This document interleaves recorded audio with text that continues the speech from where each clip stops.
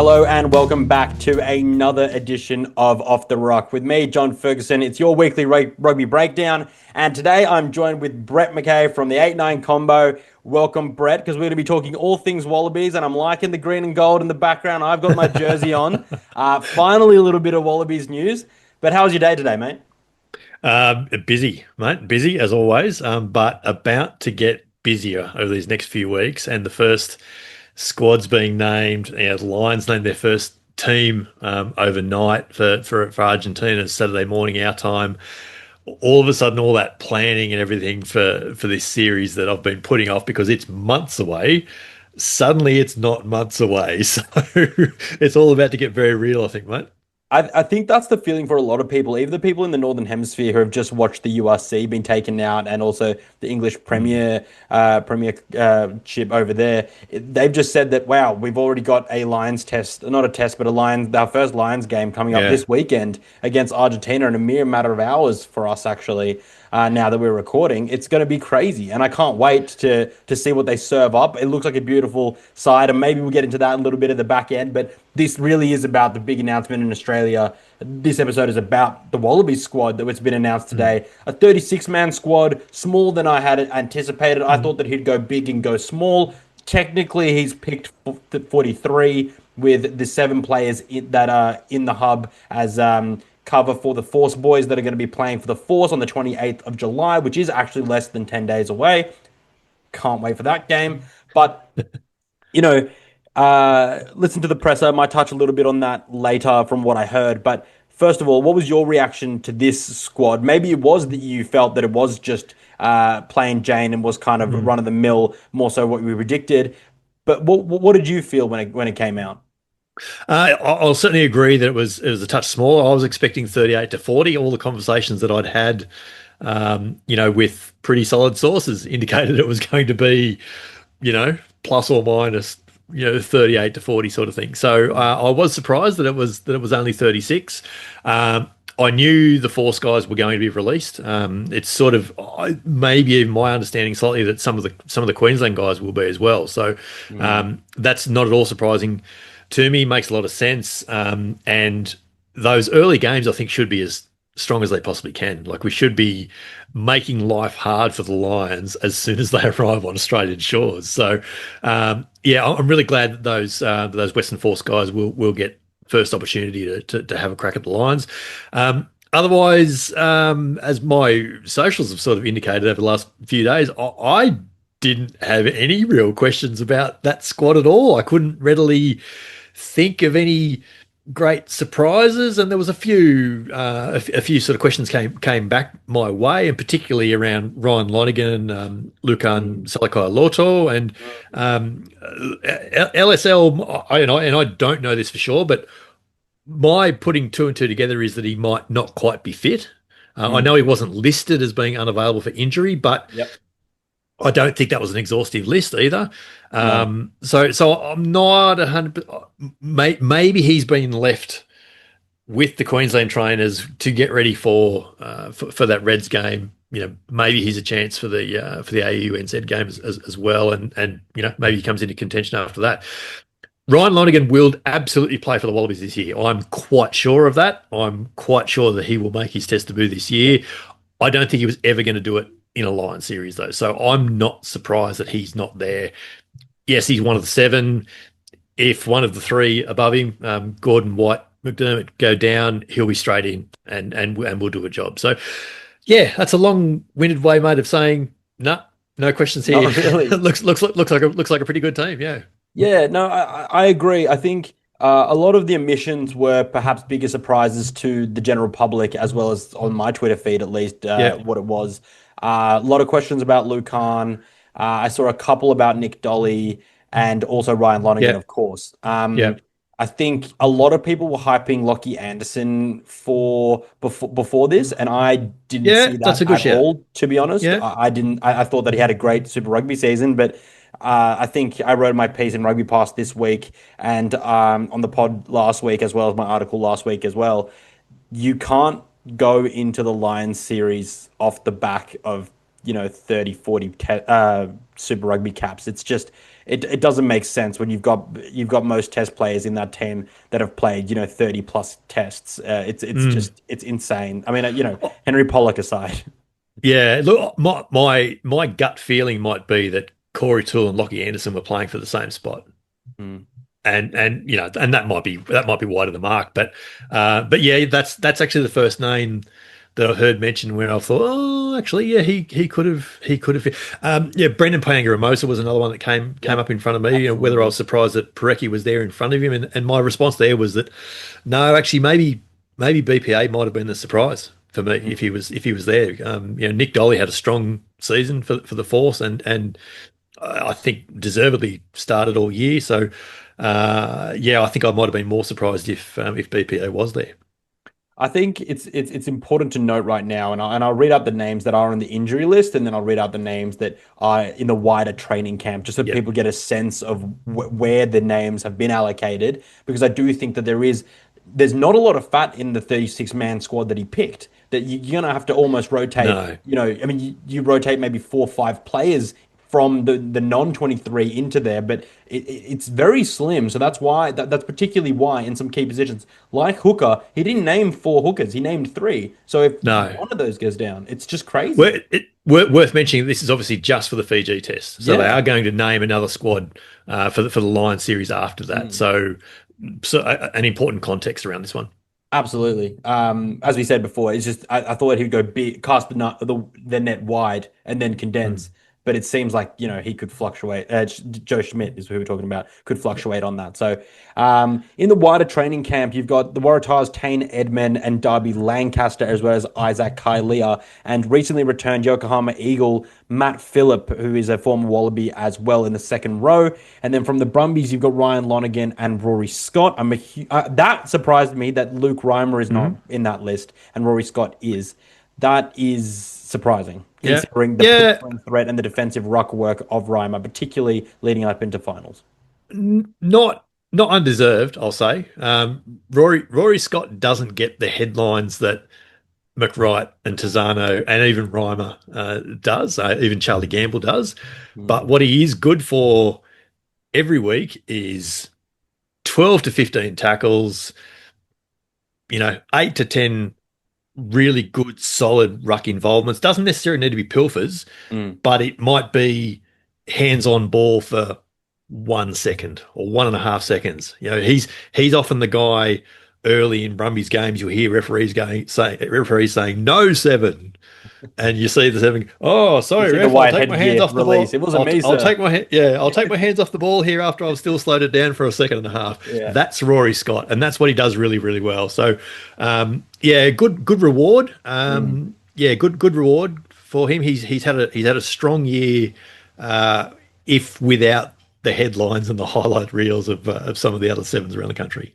No, absolutely. And we are blessed with 2 really good 7s at the moment in McWright and Tizano. Yep. So a tough spot to be able to wedge yourself in there. And he's in and amongst the conversation. So good on him. Yep. Um, then, sorry, the last Brummy that I think failed to mention was David Feliuai. Obviously, Joe Schmidt extremely thin in the centre selections. No Samu Karevi, despite being spotted at Ballymore this week. Not part of the training hub that was up there, but last week, sorry, rather, but nonetheless not selected in this instance. Like you said, this is just for the Fiji test. Maybe there's a little bit more running to get into his legs before and up leading into potentially the Fiji game or afterwards. Yeah, We'll it'd be see. it'd be a few. They played in a relegation game, still a series. I beg your pardon, in Japan, but that's 2 or 3 weeks ago now. So yeah, it's a good while, and that's, I mean, something we've got to think about with this squad too. A lot of these Western Force guys, the Waratahs guys, haven't played rugby now nearly a month, isn't it? So they all would have been on some degree of training program, I'm sure. Yeah, and then on that, there's an injury list or unavailable for selection due to injury. Charlie Cale, Massima Deludis, the first red, and Liam Wright still listed there, and that Yeah, is huge. yeah. So I was surprised to see Liam Wright named. I'll admit, because not that he was named as being injured, but he's been injured all year. So I Mm. never actually really considered that he was going to be in the frame for selection, I suppose, is the surprise there. And then uh, particularly when we haven't seen Lukan Salakoloto named, we haven't seen Brendan Pangar and most of that. So I feel, I did say before that I feel like that injury list is not exhaustive. I Yeah, feel like no, that injury list might actually be longer than it might actually be. So, mm. yeah, look, even Charlie Cale's on that list. I'm not sure any of those three guys come in if fit.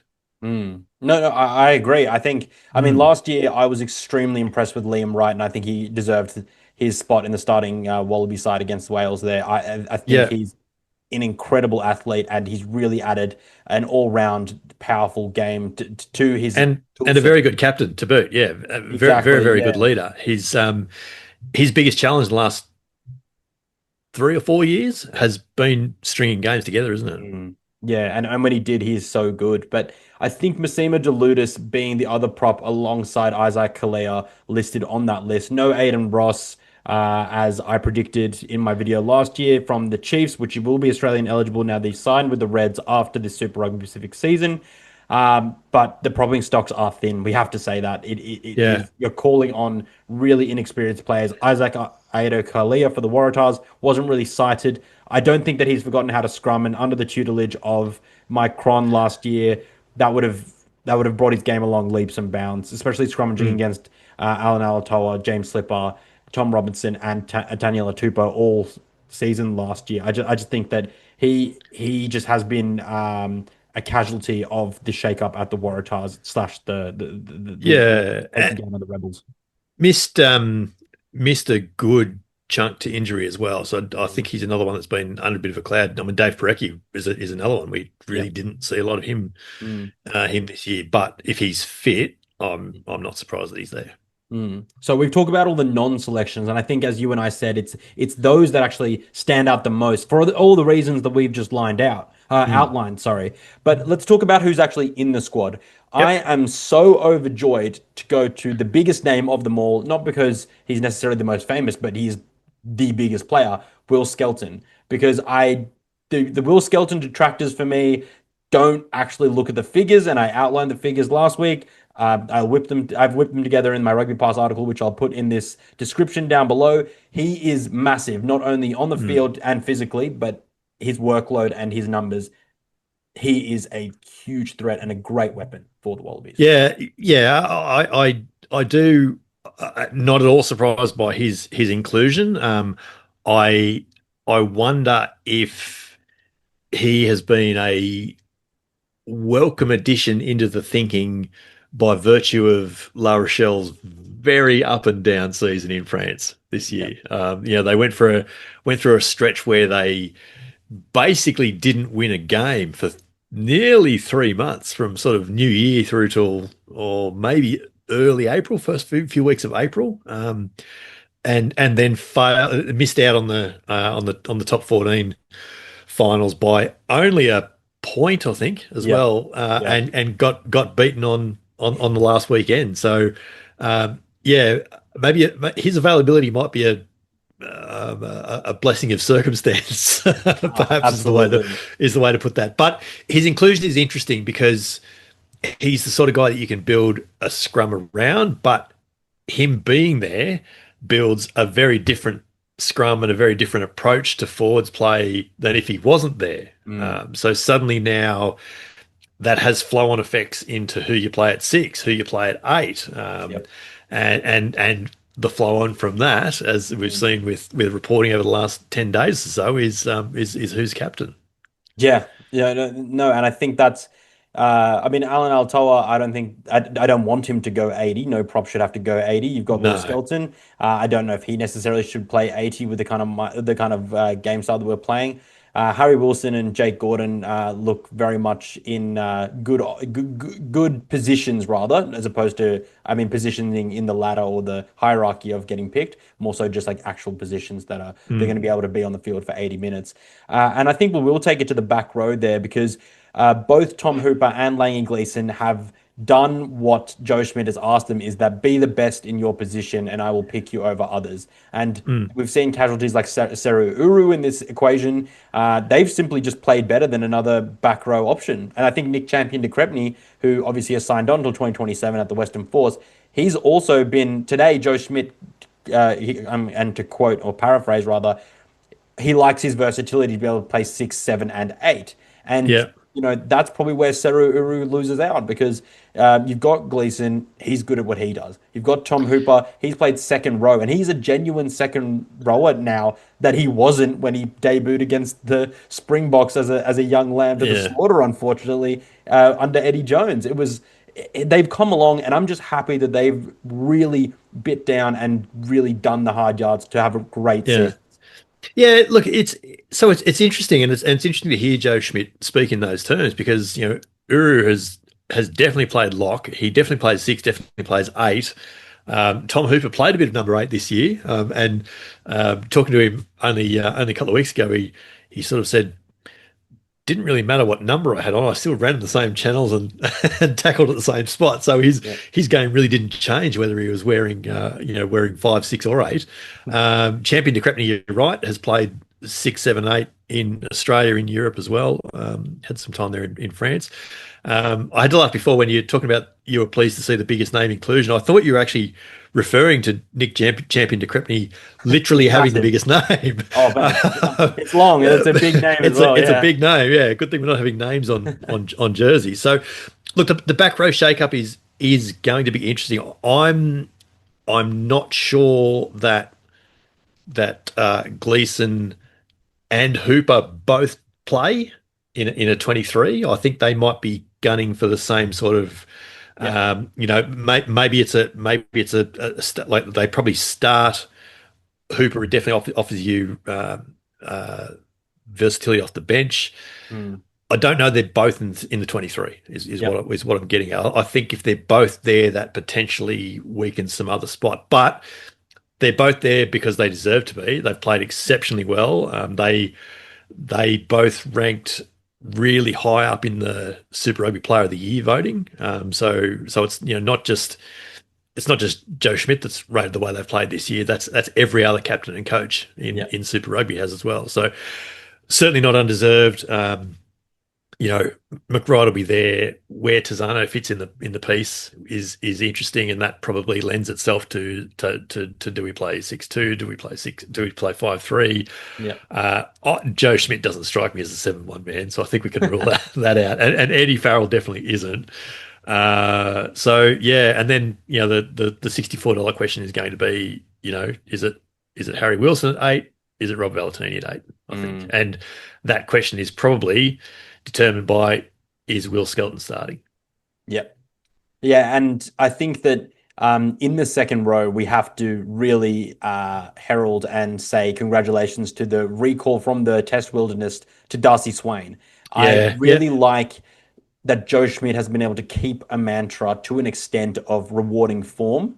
And he's kept his cards really close to his chest. He's just wanted everyone to play. I was just discussing with some other rugby heads today about how quiet and boring the lead up to the Lions has been so far from a Wallabies media perspective. But I tell you what, because there's been no voice out there, Schmidt hasn't been able to speak because you don't know whether he was going to be able to extend or whether he was going to stay or who was going to be the next coach and etc. So it's been all very hush hush. Now we've got a team. That's why we're talking about this. But Darcy Swain, his form has been really, really solid. And I did a little bit of stat analysis last week on the video with Lockie from Scrumbags Rugby Pod, but it also in my article today, just about he is a defensive player. His effectiveness at the defensive ruck, his ability to slow down ball, is 8% better than any other lock that's been picked in this squad, which doesn't seem like a lot, but he's at 20 and the next is best at 12, and they're all around 12, 11, 10. So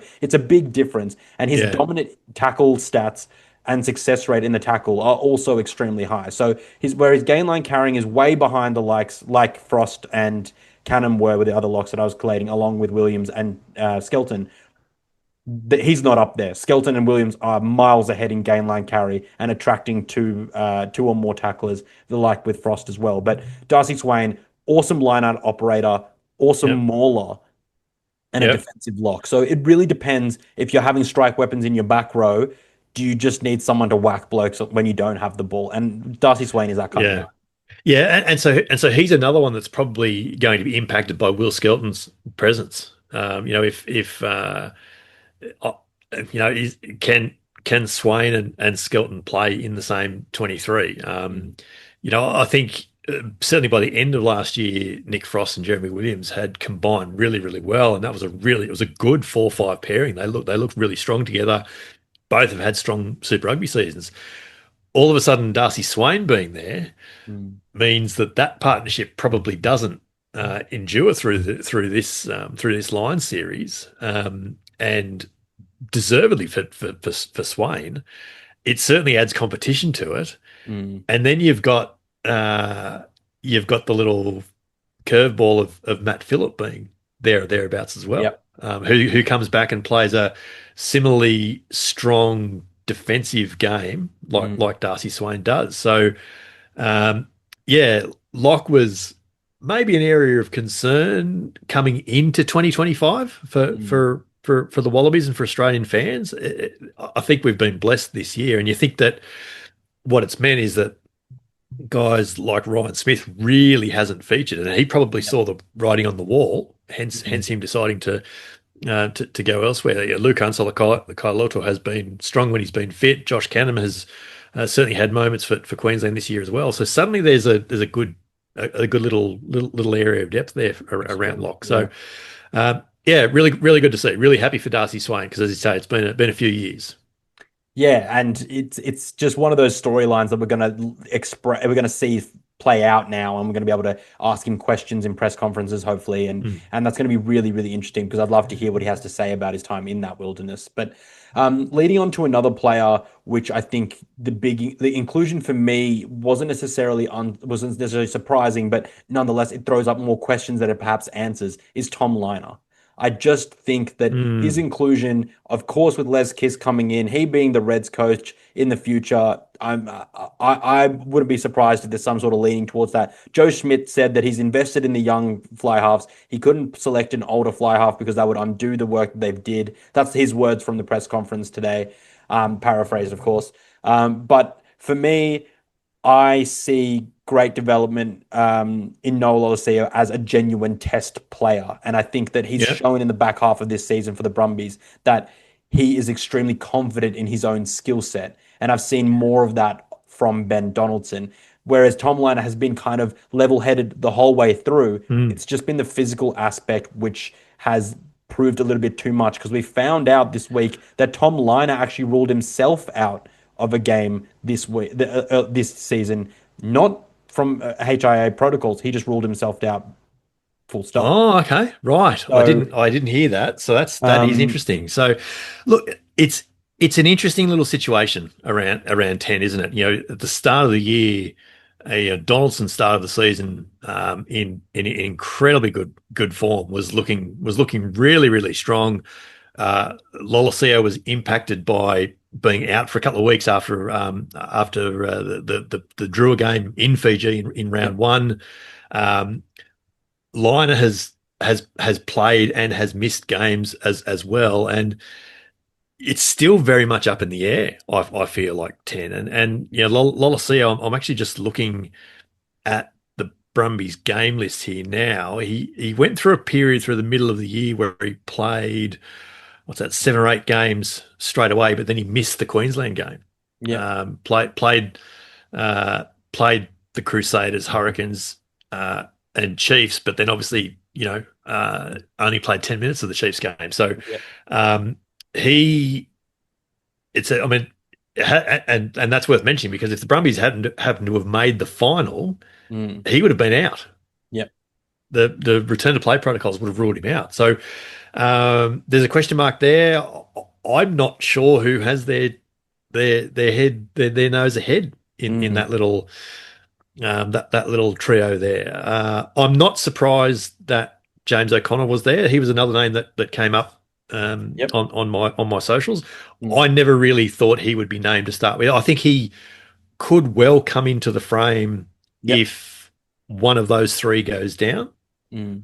I think potentially he comes into the question, but I think it was always going to be one of those three, and I'd be intrigued to know what Joe Schmidt thinks the pecking order is if they're all fit. Yep. No, I agree, and it is very much in the air. We still have a test match to play. There's still some Super Rugby games that can be played that players can be utilized in. Obviously, Yeah. Ben Donaldson will not be going back to the Western Force. I don't believe, not from the list. Anyway, let me double check on that. It said, I So. think, I think, I think they said that all the force contingent won't actually join the Wallaby camp mm, until after they've played the Lions. So Donaldson's will absolutely play next weekend. So Dylan Peach and Nick White have asterisks next to their names, which indicates players will remain in Perth to prepare for the Western Force Oh, fixture okay. against Beg the your pardon British and then. Irish Lions. No tick next to Harry Potter's name. No tick next to Ben Donaldson's name. No tick Right. next to Yeah. Jeremy Williamson's name. So we know now that that is where, and for us as journos, we see that and we say your That your means Wallab, your something. Wallaby squad, your Yeah. Wallabies integrals. He's So. they're inside the ring fence that Joe Schmidt Yeah, was talking exactly. about They're inside earlier the in the year. pen. They're in the Wallaby pen. Yes. But then I think enough's been said about the Nines, and you've already touched on Ryan Lonergan. It'll be a time for him, just not right now. And that doesn't say that he's ruled out of the Lions. Like we Mm. said, this is just for the Fijian game, but it doesn't seem like right now. He's needed at the Brumbies. He'll play Brums, and we'll see. We'll watch him play, and if injury strikes, he'll come in. I think that's Yeah, exactly. as I say, I've got no doubt at all he'll play. He'll play for the Wallabies this year. I think he's really risen in the pecking order this year, and his the development of his game, like the fundamentals of his game, has really shone through this year. Mm, I can see why Joe Schmidt likes Jake Gordon as a player. His style and his fundamental skills fits the Joe Schmidt mold. I think the one who fits it next is actually Lonigan. mm, So that's why I say I'm quite sure that he will play it. It probably means that McDermott starting a test is going to be dependent on an injury. mm. If we're honest, I think Yep. his pigeonhole for the moment, for certainly for the next few months, might be as an impact player wearing 21 or 22. Yep. So whereas you wouldn't get that from Lonergan, you certainly wouldn't get it from White. So that they're a sort of starting or not type player. Yep. Gordon potentially could, but Gordon's a really smart footballer. I think Mm. he's unheralded at times. He's been when the Waratahs have been off their best, and that's been a little bit in the last 2 years or so. Yeah, that's an understatement. He, yeah, yeah, yeah. He's regularly been, one of, if not their best player on the Yeah. field, Jake Gordon. So, yeah, not at all surprised that he's there. He will feature, and I'm not surprised that he's potentially in line to captain the Wallabies this year. No, lots to be seen there on the story of Mm, captaincy and the story of Jake Gordon, who was very close to leaving Australian shores, but has now been retained. So good to see that he's mm, well and firmly in the squad. But um, I mentioned the scarcity at center, and it is actually mm. amazing that he's only picked three centers. No Josh Fluke, no Hamish Stewart, who were part of the side last year, not even listed in the wider training squad. Only David Feliwai, and of course we mentioned Saivo Karevi being sighted on Australian shores up in Ballymore, not part of the training hub there, but that really says to me that Suoli will play center, and I'm so thankful that that is kind of the way that they're thinking because personally, I think that the combination of Paisami and Ikitau has been well tested in test matches, and they've played across several coaches over several years. I trust that center combination to do a job, and I do genuinely think that Hunter Paisami can mix it with the likes of Bundy Aki and Sione Tuipulotu. They are about the same height. There's only about 2 or 3 or 4 kilograms of difference between them. They are all explosive players, and it's going to be a lot harder to do a high shot if you're 178 centimeters like Hunter Baisami compared to 196 centimeters in Joseph Akuso Suoli'i. But no, I do think that we'll see Suoli'i there. I think personally he is a great 23 jersey wearing option that can cover most of the back line. That's the way that I see Oh, it. that's interesting. Yeah. I didn't think that's where you were going there. Righto, Well, that's yeah, interesting. well, I Sorry, mean, I've cut you so off there. that's how I see him. I think that having someone like that to add X factor, to come onto the field where you need it and to be able to inject themselves. We always talk about impact. And Mm, if you're losing running threats from your starting 15, to be able to add Joseph Akuso Suaalii off the bench in a position that suits you and inject him when you want to inject him, for mm, me, makes plenty of sense with someone who's so fresh and new to the game. The Lions have incredible depth, and I'm just afraid of a Hugh Jones and a Sione Tuipulotu combination, or a Gary Ringrose and Bundy Aki. They have just played so much time together. They will have little mini signals to be able to say this 13's ready to jam or to push out, mm. run an unders line, and I'll put you through. It's frightening at how well those center combinations are gelled, where ours, apart from Hunter, Paisami, and Nikitao, are not. Mm. I I take all of that on board, and I even agree with a lot of it. I don't think that's what we'll see. I think this is your thinking around center and only the three being named to me absolutely confirms that Ikitau and Suoli play 12-13 All at right. the start, or I like it. maybe even midway through the year. There was probably a strong business case for Suoli to play fullback. But the back half of the year has seen Tom Wright come through and find Mm, form, and he is playing very, very well right yeah. now. So he absolutely will be playing fullback. I have no doubt about that at all.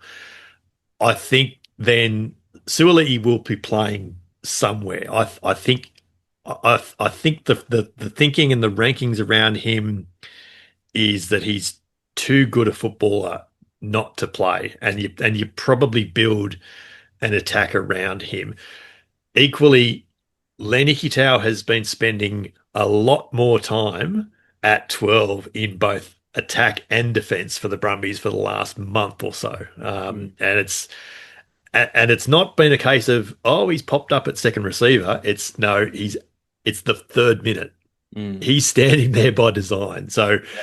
um, I think that's where they're heading. And then that then lends itself to, if Wright's at fullback, who's your wings? And so, there's a few different options there. If Jorgensen's fit, he's going to come into the mix. Yep. Jorgensen and Peach are probably your left wing options, and then you're talking Kellaway and Potter and Dangunu. Dangunu. Dangunu might be a left wing option as well. Mm, The others being 14. I, I actually wonder whether Andrew Kellaway is your number 23. mm, Bringing an ability to cover, you know, 11, 13, 14, 15, brings experience on late in games as well. Can have an impact that way.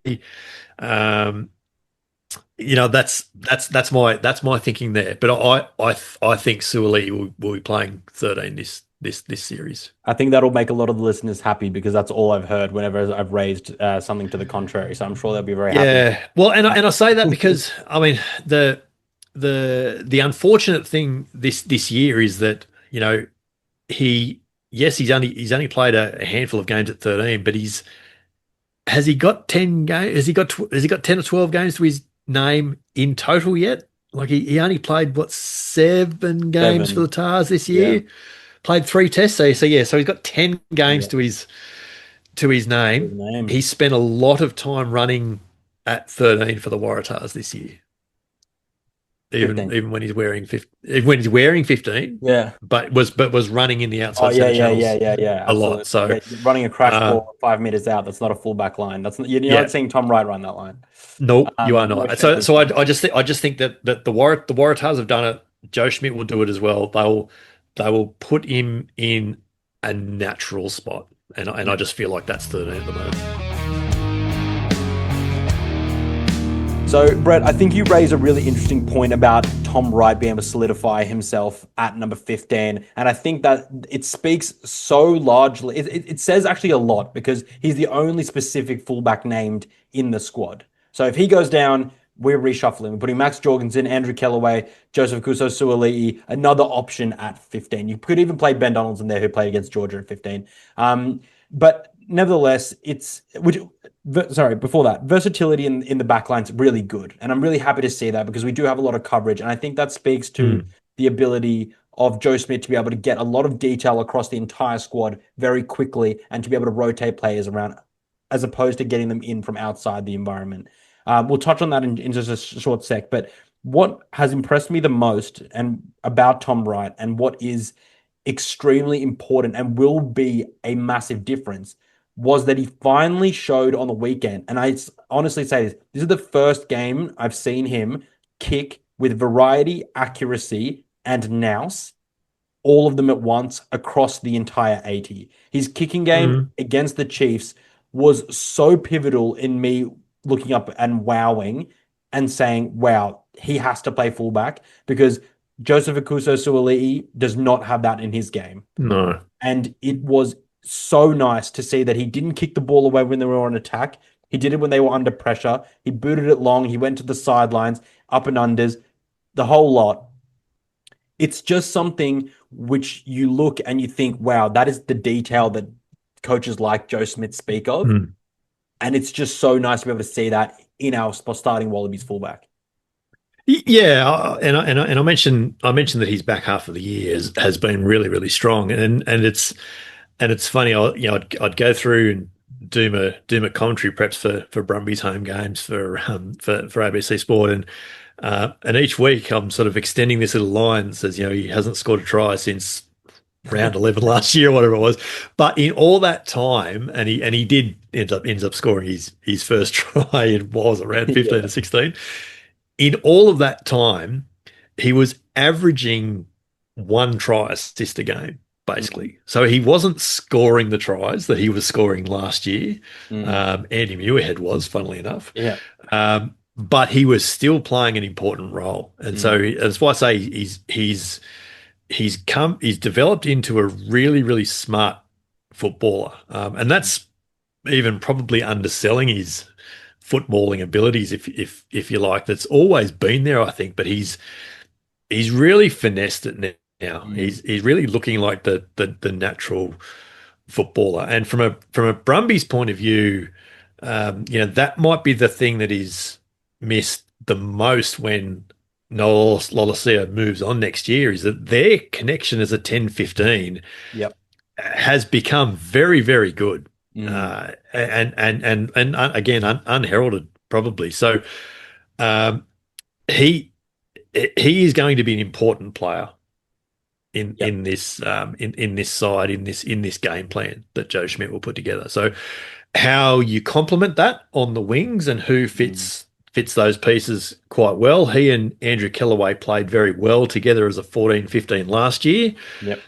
I think Andrew Kellaway himself admits that his form this year may not be enough for them to hold on to that. So yeah, we'll see. We'll see how it plays out, because the other wings selected, and I'm thinking of Harry Potter in saying this, his form is excellent, but he's a different sort of a player to Andrew Kellaway.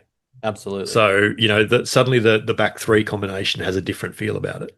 Yeah, and I think that is going to be part of Tom Wright's continued progression and growth in his own game, because he's going to have to take more and more responsibility. Because I think, like you mentioned, and as you are foreshadowing, Kellaway may not necessarily be part of that picture because his form actually doesn't dictate that he should be there. And there are wingers with far better numbers and visually just look more dangerous. And I think that is a good thing for the Wallabies to be able to select those kind of wingers.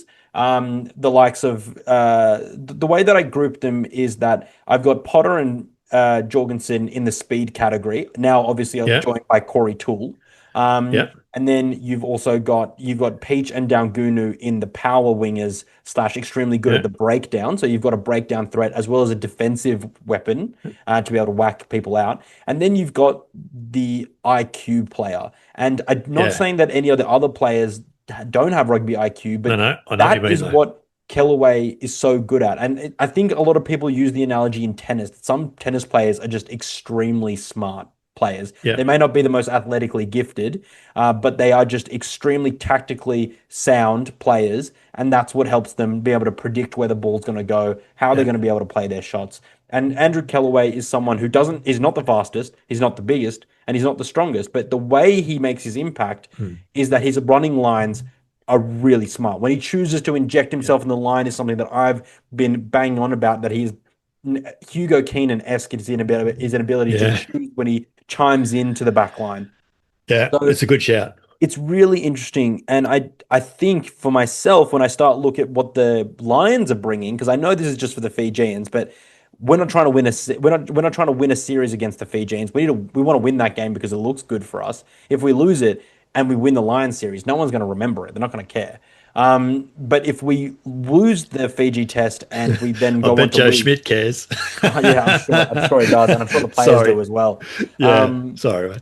but I think that you have to start looking at what the Lions have, and they have Yeah. power wingers. They have massive power wingers. James Lowe is a hefty winger. Duan van der Merwe is a giant winger. Tommy Mm. Freeman is not a small bloke. And Mac Hansen is the smallest by a lot. And then what do we have to offer from our wingers? Well, we have out and out speed, which I genuinely don't think that the Lions do have. And we have players that, like Andrew Kellaway, who are just IQ Mm. heavy. But Yeah. we have to play towards those strengths, do we not? Yeah, no, I think you're right, and that's why, despite his form, I'm sure Kellaway will be in the mix, and that's why I threw him up maybe as a number 23 Mm. a little earlier.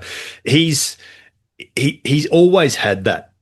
He's always had that IQ element to him. He's always been a smart footballer. It's why over the course of his career he has played outside centre. I can remember him playing 12 for New South Wales Country back in NRC days. Mm. For and not just for 10 minutes in a game, as in like actually starting a game at 12. And it might have been that they had a need for that week, but he's had that ability to adapt.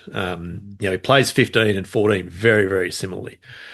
He's a smart footballer. If he's not there, how do the Wallabies make up what's missing? That's a question I can't answer. Yeah. It will be interesting.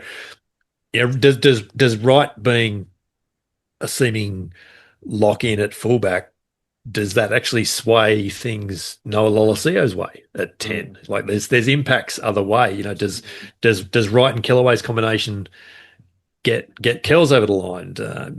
Yeah. There's this is why this is an exciting time now. The squad's here. Yeah. The first test is a few weeks away.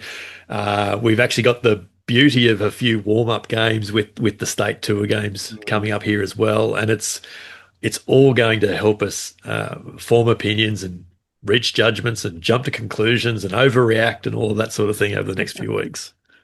No, it is an exciting time, and I want to see more excitement pumped out from RA. I want to see the gold banners on the buses. I want to see them in the streets. I want to see the ads. I want to hear about the Lions elsewhere apart from my own echo chamber that I exist in, which is rugby fanaticism. But if we were to speculate a little bit about the side that we might see, I think that my personal take is now that we have to start thinking about the small percentages about where we're going to be able to win certain contests. And I think us picking a big pack is going to be a good way to be able to play to our strengths because we do have a bigger pack. And I mean a taller pack, but also possibly a heavier pack than the Lions are bringing. They have a very mobile back row. So if we start up front, I actually like the idea of starting James Slipper and Alan Alatoa together as a starting front row, with bringing on Mhm. Taniela Tupou and Angus Bell, who are good mates off the field from the Wallabies environment, carried on into the Waratahs environment this year, and then now have played. And like you said, that it might help in the backline. This may help Dave Parecki to be able to, and Dave Parecki and Billy Pollard be able to take those hooking spots, one starting, one on the bench. Mm. Matt Fesler has played, and Dave Parecki has played enough with all these players to be able to be comfortable to scrum down with any of them at test level. But that's not the case for Billy Pollard. But that kind of feeds there. And then the second row, Williams and Skelton played a little bit together. Frost and Williams have played together. And then, but I think a Williams and Skelton is the right combination to be able to have in that mix. Both extremely aggressive, good ball carriers to be able to offset some of the. If you're not starting Angus Bell in that case, then you need to offset that. Valentini, McWright, and Wilson. That's my Mhm. speculative pack to be able to go off this squad. Do you have any? Do you have any variations of that before we head to the back line? Um, my, I wonder. I'll go back to your front row. I wonder if you start Slipper, and you're bringing Bell and Tupou off the bench. I'll be absolutely stunned if Taniela Tupou starts a test this side of, I'll say August, maybe I mean October. Do you bring do you bring Angus Bell on 5 minutes before half time and bring Tupou on in, say, the 50th? Is that what, do you tell James Slipper to empty the tank for half an hour? That's the question, I think. I Yeah. think you want Angus Bell probably playing 50 minutes. So yeah, that's my only question there. I My wonder is if you are starting Skelton, is whether you need someone like Tom Hooper at six, and that's why I say that Skelton's presence has an impact for Harry Wilson probably. So I think if with Skelton in the second row, a back row of Valentini, McWright, Wilson potentially leaves you a little bit light at line out time in terms of jumping options. It puts a lot of pressure on Jeremy Williams. It makes him a candidate to have Mario Itoje on one side of him, and tag burn or whoever it might be in front of Mm, him. yeah.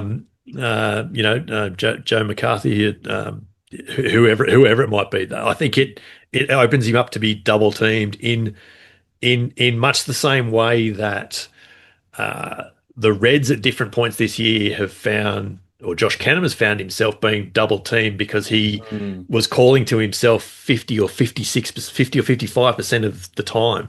yep. So he became an easy target, therefore he became easy to mark up. I think if you are light in terms of line out jumping, that's a danger. So that will play in the mind. That's where I think Tom Hooper comes into the frame. That would be my only question there. Yeah. Like McRae will be there, Valentini will be there. It's a question of what jersey I think Valentini wears. And I think that's actually I think a lot of people will be sharing that sentiment, and Mm, they'd be right in thinking about the line out. And I'd love to see what they say in the comments below about a line out, mm, the line out strength of the Wallabies if that was to be the pack. I think that the only thing that I'd say to that is that the Lions have picked short locks. mm, They only have James Ryan, which is 203 centimeters, yeah. which is taller than most of our locks. Will Skelton is bulkier and bigger than most of their locks. Maro Toje is only 198, 199 centimeters, and only. I'm not saying that I'm that tall, Only but imagine. nonetheless, you've got someone like Nick Frost who is 206 centimeters, so he's towering over all of their locks. He's got Mm, 7 centimeters on most of their locks. Even Joe McCarthy is only 2 meters. So you've got, and the back row is if it is where I think is going to be at, is not going to be a line out dominant back row. It's going to be a extremely fast, aggressive, across the mm, ground pilfering back row. So you kind of have to weigh up where your opposition is going to be. And, when we're playing South Africa and every man in that pack is 2 meters and 15 centimeters, maybe that's a different story. But mm, that you're looking at yeah. your opposition. So I think that feeds into my thinking. But then if we head back into the back line, then a Gordon Loloseo combination is tested and have got games under their belt. Then you've got, as I've said, Paisami and Ikitau for me. They all that whole back line together have played like more so Loloseo, Ikitau, and Paisami have played a good number of tests together next to one another, and they have a good understanding of each other, particularly Ikitau and Loloseo. And then injuries permitting, and this is for the Fiji test, of course. So I would actually probably send Max Jorgensen to play the Waratahs game. You Yep. want some star That's a good power, call. and you want some. You also want him to be able to ease his way back into that. So I'm going to play Harry Potter. When did he last play, mate? Sorry, Hurricanes Jorgensen. Yeah. It was round five, yeah, right. Ooh. something like Yeah, that. he definitely needs to play the Waratahs game. Yeah. Now, So yeah, so here's where it gets interesting. If he plays the Waratahs game, he's not playing against Fiji, is he? no. And so I actually think if he's in the frame for the Lions, I think he actually needs to play Fiji Mm. so that he can actually get dialed into the system. And I think that's where the calculations it's become yeah, very it is. hard. Like, whoa, can we send him to Perth to play for the Force in 10 I know. Well, days? that's another thing that I was considering. Like, where's the Yeah, alignment or the yeah. centralization word that If they've moved away from so much? But I think that yeah, on that, ideally, I would like to see Max Jorgensen start at 11 based on his form prior to his injury because he was the form winger and he was absolutely electric. And mm, then on the other wing, I think that you do need, particularly against the Fijians, do need a little bit of stopping power. You need a little bit of bulk. So I wouldn't be surprised if we see Felipe Dangunu play against his countrymen, and that's yeah. the kind of player that you need there. And Tom Wright at the back. I'd like to hear your version of a back line. Yeah, so it's an interesting one there. Now I know that there's a train of thought out there of do you play? I know I've said I think Sully will play 13. Mm. I know there's a train of thought out there. Do you play him at 14? Do you Put play him him on on the the right spin. wing? Yeah, put him on the right wing, playing much the same role that Israel Folau was unveiled in 2013. Mm. But then the question then is if Jorgensen's on the other wing, if it's Suoliti on the right wing, are you getting a little bit are you getting a little bit inexperienced there? Yeah. Like, so does that actually play into Andrew Kellaway being on the field somewhere? Mm. I still think Suoliti plays 13. I which I think still lends itself to Kellaway being there. I think Potter is very much in the frame, and he's played left and right wing Mm. this year, so he could potentially make that switch. I'm not. I could flip a three-sided coin at. Yeah. No, actually, it's probably not a three-sided coin at 10. I could certainly flip a coin between Liner and Lolosio at the moment, and it's probably a fitness thing. I'm Hmm. I'm not 100% sure where they're all at the moment. So Mm. yeah, that's 10 might be the 10 and lock and six might be the hardest positions on the field to pick. Yeah. No, I don't think I've answered your question there. no, you didn't. But I think people can guess their way. Yeah. So who are you starting at 9? I think that's the biggest thing that we don't have any clarity on. Gordon. Gordon. Gordon. Okay. Yeah. Um, I think that, um, and just so I have this on the record, I think if a 6-2 split was to be able to was to happen, um, you're going to have to look at having a Donaldson starting somewhere on the field, by that I mean either a 10 or, uh, yeah, at 15 I'm not because you. I'm not putting Ben Donaldson on the field ahead of Tom Wright. Well, that's what I mean. Like, Yeah. because you can't have a non-10 running the cutter against the Lions that, you know, you can't have Tom Wright step into the 10 jersey when he hasn't played there for No, the no, no. Brumbies. Like, so all of a No, sudden, no, no, no, no. I mean if Donaldson's not playing 10, I couldn't have him playing fullback ahead of Wright either. yeah, well, I Like mean, so then do you he put him? he he potentially covers the back line. A 6-2 complicates things Yeah, for this very reason. yeah, It certainly strengthens your scrum option and it strengthens your back row option. It mm, certainly brings Tizano into play. Um, but it has further reaching further reaching impacts in the back line.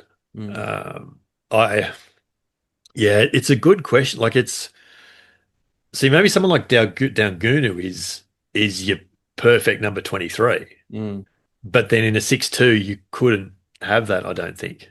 no. So it really makes the, I mean, you'd have to put Donaldson and McDermott on as 22, 23 because Donaldson Yeah. can cover that and most of the back line. But you get kind of twitchy at the thought of putting Donaldson in the If centers if some alongside a 10. if you lose your 12, Yeah. depending on who it is, then Mm. you've got issues with the 6-2 bench. Yeah. And we saw that. Who did we see that? Oh no, France had the issues when they went 7-1 and they Yeah. lost. They lost the inside center. So yeah, yeah, I mean, you've got the 10 is the issue here. We're playing the Tetris round 10 because you've got yeah. Dangunu and Potter who can play centers. That's not a problem. That they can do that. Mm. Dangunu's played there And at Gooners 13 definitely at played a lot least of 13. Yeah. for 13, and Potter's played there for Leicester. So Okay. that's not an issue there. You've got Dylan Peach is physical enough to be able to be in the centers. I don't think he should play center, but he's physical enough. He's big enough to play in the centers, as opposed to someone who's like Max Yeah. Jorgensen, who I wouldn't want to see go one on one with Bundy Aki, flat chat off the line out. Not that I would want to do that either. But I think that the matrix around 10 is going to be really interesting, and that's Yeah. why this discussion around 6-2 is why I wanted to have it on the Yeah. record. Um, Maybe I had a facetious thought there before. Maybe in a 6-2, maybe you don't need to play a 6-2. Maybe you can play a 5-3 and Dylan Peach is your back row cover. Oh, sorry, I'll let myself out. That's That's too Eddie soon. Jones. That's straight out of the Eddie Jones playbook. I What's don't know. Josh Kemeny doing? Yeah, exactly. I don't know how to play it. I don't know how to feel about that. Feel dirty. Um, and then the final point I'd just like to highlight and see if you agree with me, is just that in terms of depth, the thinnest spots that we have are prop, center, and fullback. Apart from that, we have options that we can call upon. Uh, But should a prop go down, we have really low stocks. Should a center go down, we don't exactly have a like for like yeah, replacement. And then should Tom Wright go down, we are scrambling for options that we haven't played necessarily as a starting option for quite some time. yeah, yeah. I think center is definitely lighter than fullback, because you have got Kellaway, you have got Dangunu, Sure, um, go. yeah, you have got Jorgensen. So I think fullback is okay. I think center is the issue, and it's probably inside center particularly. Mm, I think if a 12 goes down, then you can definitely move Ikitau. You mm. can definitely play Paisami there. But if Ikitau went down, that certainly creates a bit of That's a a bit of a vacuum. problem. I think 12 is certainly an issue. Yes, tight head is a concern. Yeah, and no, you're right. Saying prop in general is a concern. I think tight head is the concern of the two of those because of Tupou's form and because of Nongor's game time this year. Yep. So that's the concern there. I'd suggest. So Yeah. yeah, that's all valid. I mean, Hooker is a bit of a concern in that Parecki and Fezler are coming back from injury, Hmm. which is what probably led to people thinking about Brendan Baying Ramosa and Yep. yeah, Nick Dolly to a degree. So yeah, I'll look. I think we could look at most positions and say if first choice goes down, then what? Then Yeah. and that becomes a bit of a game of dominoes. Certainly, Yeah. yeah. 12 and tight head are probably my areas of concern. Yeah. And funnily enough, I'd say that tight head, should we have great form in that, we could get a lot of pay out of that because I don't Yeah, think that necessarily this yeah, is the caliber of Lions scrum that has arrived at Shores in the Southern Hemisphere in years gone by. So yeah. we That's really fair. do have an opportunity there. It's going to be an interesting battle up front because of the front row concerns around the Lions themselves. Yeah, Mm. that's certainly true. So yeah, it'll be. Again, I know that this isn't the Wallaby squad for the Lions Can't help series, but get but drawn it will into it. be. We keep thinking about this, but it will be fascinating to see what the squad looks like on the Monday before the Sydney test. And I say that from a Wallabies point of view and for the Lions. Yep. Like the Lions are already well into the 40s with Oh, they're their bloated. their training squad in Portugal and for this game in Dublin this weekend. Mm. I wonder how many players have been given a tracksuit by the end of the Lions tour. Oh, mate, they'll if they're touring right like they did in the old days, they should all by rights be in tracksuits, which benefits us as Wallabies and Australian supporters a lot. But I think we've done a pretty comprehensive wrap on the squad. Yeah. We've given a lot of different angles to problems that we may be seeing, possible solutions, as well as really interesting headaches that you and I have to consider as as armchair selectors. But it's very real for the likes of Joe Schmidt and his group of assistants. I just want to say thank you so much, Brett, for coming on from the 8-9 Combo, the podcast that we all love. Could you please tell the audience where they can find you and who it is you do it with? Because we are missing the hairy man today. Yeah. The great Harry Jones has gone down. He's been a late withdrawal. Find us at the 8-9 Combo on Twitter, on Blue Sky, and all of us obviously on YouTube as well. We're on all the pod platforms, so just search for the 8-9 Combo.